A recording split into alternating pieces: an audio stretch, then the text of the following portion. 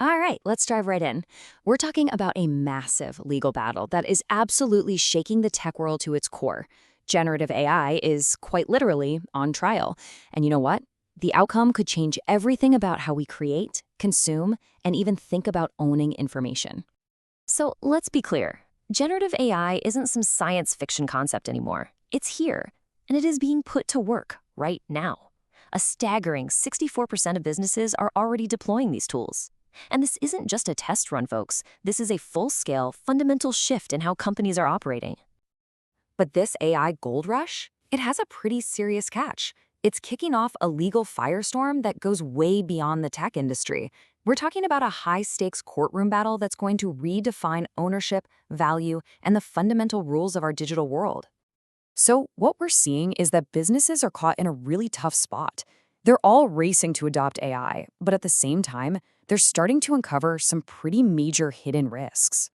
This data right here, it shows a fascinating paradox. The number one reason companies are adopting AI at 55% is to make their products and services better, not just to cut costs, which is interesting.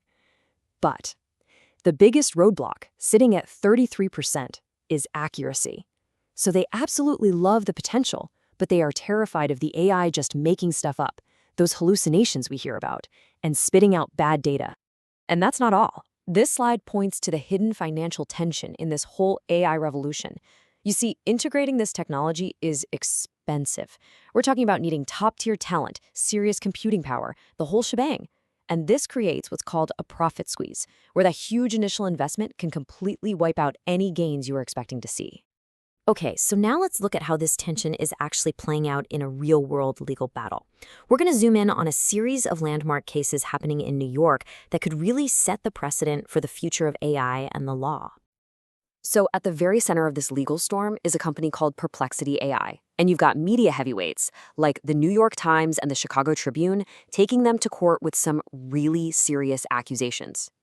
We're talking unlawful scraping of their articles, even from behind paywalls, blatant copyright infringement, and false attribution, where the AI was basically passing off its content as their original journalism. And this quote right here, this is the smoking gun. This is the core of the whole issue. The lawsuit claims that Perplexity's AI wasn't just learning from their articles, it was straight up copying them. The AI's outputs were, and I quote, verbatim or substantially similar to the original copyrighted material. For the media companies, this is everything. But here's the thing. This is not an isolated incident, not by a long shot. Dow Jones also sued Perplexity, and this is just the tip of the iceberg. The crucial thing to see here isn't just the number of lawsuits, which is over 40 and climbing. It's the common thread that runs through all of them. It's a fundamental challenge to this idea that AI can just ingest the entire internet for free. From authors and artists to newsrooms, creators everywhere are drawing a line in the sand. The legal battle has really, truly just begun. So, all this legal pressure is forcing the entire AI industry to a major crossroads. They basically have to make a choice. Do we fight this out in court, or do we try to partner up? This slide lays out the two emerging strategies perfectly. On one side, you have the stick, these aggressive lawsuits against companies like Perplexity and OpenAI. And on the other, you have the carrot, striking licensing deals. And what's fascinating is that the New York Times is playing both sides of the fence. They're suing some AI companies while cutting a massive content deal with Amazon. It's a complex, but honestly, a pretty brilliant strategy.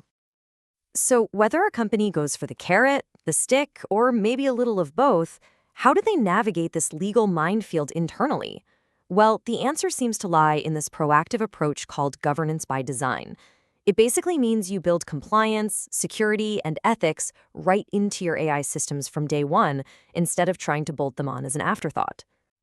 Okay, let's get practical. What does all this actually mean for the professionals who are on the front lines of this thing, the folks in cybersecurity, information governance, and eDiscovery? This is the one question that every single leader needs to be asking themselves right now. Because if you're relying on a third-party AI tool, you have to remember, their legal troubles can become your legal troubles fast.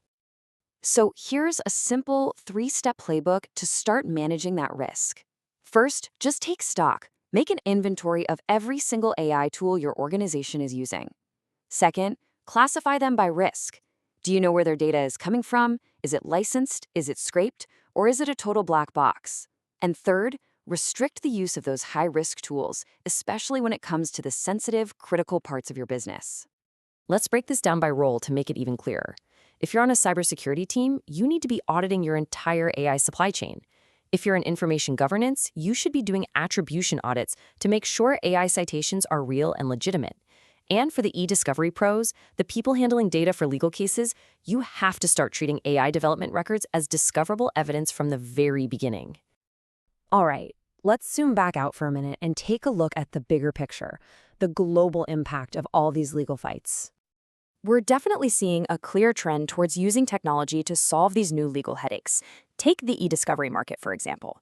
By 2029, software is projected to grow to 38% of that market. So while services still have the majority share, there's an undeniable shift towards more automated, tech-driven solutions. And it's interesting because while the US is really the epicenter of all the legal drama right now, Europe is quietly emerging as a real leader in AI governance and innovation. You've got policymaking happening in Brussels, these amazing agentic AI systems being built in Berlin. That's AI that can act on its own to achieve goals. You've got innovation hubs and startup cultures all over. Europe is really setting the global stage for what's next in AI regulation. And none of this is happening in a static environment. The eDiscovery sector is just a hotbed of activity. We're talking nearly 600 mergers, acquisitions, and major investments since 2001. A ton of money is pouring in, and companies are constantly having to evolve just to stay ahead of the curve. So, we're left with this. The rules of the digital world are literally being rewritten in front of our eyes, both in courtrooms and in lines of code. And really, the only question that matters now is, are you and your organization prepared for what's coming next?